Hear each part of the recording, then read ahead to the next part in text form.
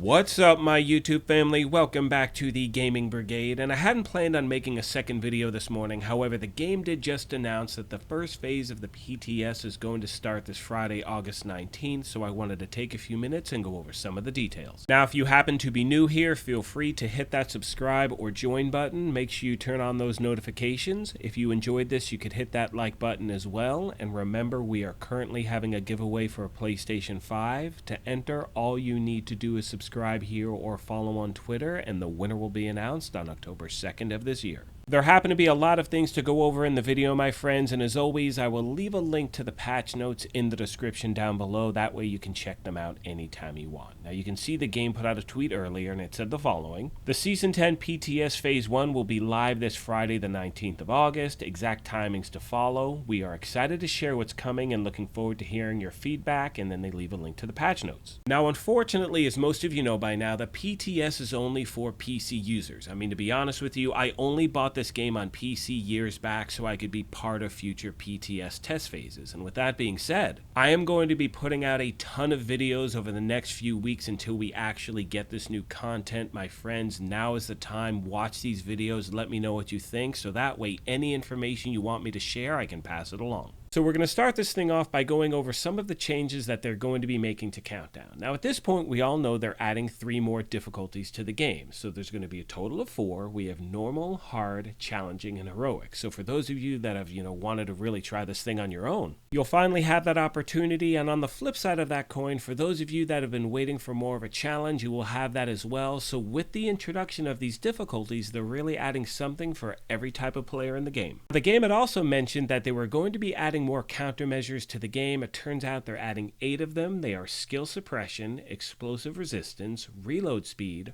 armor protection, hostile skill damage resistance, agent's hazard resistance, headshot resistance, and critical resistance as well. Now again, I'm not going to bore you by reading all of the details. I strongly suggest you click on the link and check out the notes yourself. But all of these will be in addition to the countermeasures we already have in the game, so that way when you load in, there are going to be a ton of different options that you may encounter anytime you jump into Countdown. Let's now get into some of the details of what we can expect with the new gear sets and brand sets and exotics, weapons, all that stuff. So starting off with what I'm referring to as the Brazos gear set, you can see the 1 piece gives you 10% skill haste, the 2 piece gives you 1 tech level, which is the same as 1 skill tier, and the 3 piece is 20% ammo capacity. Now the next one is the Umbra Initiative, and this sounds absolutely insane to me. So first of all, the 2 piece is going to give you 15% crit hit chance, 3 piece is going to give you 30% reload speed, and the 4 pieces equipped gives access to 2 unique talents based on the player positioning from the shadows and into the light.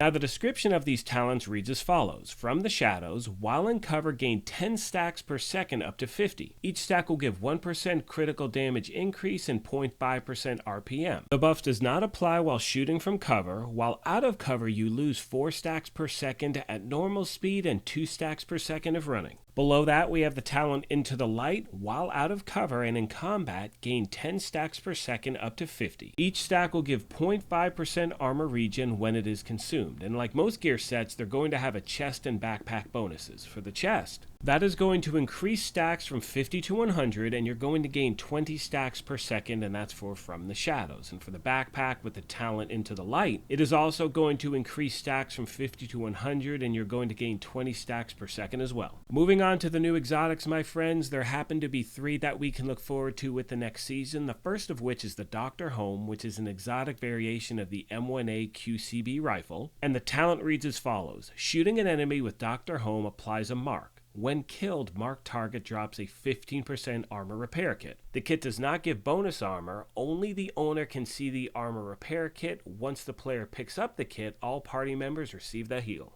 Below that, we have the Bloody Knuckles, which is a new set of exotic gloves, and these just look absolutely insane to me. So the talent is Over the Top, where throwing a grenade or striking an enemy with a melee attack activates the Seeing Red buff. Seeing Red grants 25% weapon damage and 100% melee damage. Seeing Red lasts 20 seconds and has a 60-second cooldown. However, While on cooldown, if you strike an enemy with a melee attack or hit an enemy with the effect of a grenade, it will complete the cooldown instantly. The final exotic that they're adding to the game is called the Busy Little Bee. It's an exotic pistol inspired by the lightning rod. Now the talent is Busy Little Bee, where each shot to a different target increases weapon damage if the player keeps shooting at different targets. Each shot increases 10% to a maximum of 200%. Players have 5 seconds to shoot between each target until they lose the stacks and must do it again. When the time is over or the player shoots the same target, they will gain an extra 5% damage for each stack they were able to get on the next shot. The stacks will remain even if the user changes weapons. Finally, my friends, we have a few named weapons being added to the mix. We have the Lefty, which is an ACS-12 shotgun, and it has the talent Perfect Sledgehammer, where dealing damage with a grenade applies a mark on target. Targets with marks take 40% more damage to armor, and they have 10% less movement speed. And the next we have Stage Left, which also has the talent Perfect Sledgehammer as well. Now the new talents in the game are going to be Sledgehammer and Perfect Sledgehammer, so that's what we can expect at this point. Now we know that game is also introducing the new legendary strongholds, Tidal Basin and Manning National Zoo. Not only that, they're going to be making a bunch of UI changes. We're going to be able to change the way our character looks in certain ways that we haven't been able to do so before, and they're raising a cap on certain materials and resources, so all of these things are just some of what we can look forward to. With all that being said, my friends, I'm going to start to wrap the video up, and as I mentioned earlier, I'm going to be making a ton of videos over the next few weeks. Please take some time, watch the content, and most importantly, let me know what's going on, what you think of what you're seeing, because I definitely want to pass that information along. As always, I want to take a moment and thank you all for your incredible support of this channel. I think the future for the game looks really good, and as I mentioned at the beginning of this thing, if you happen to be new here, feel free to hit that subscribe or join button. If you enjoyed this, you could hit that like button as well, but most importantly, take care of yourselves, be kind to each other, and we will talk to you soon. Thanks again, everyone.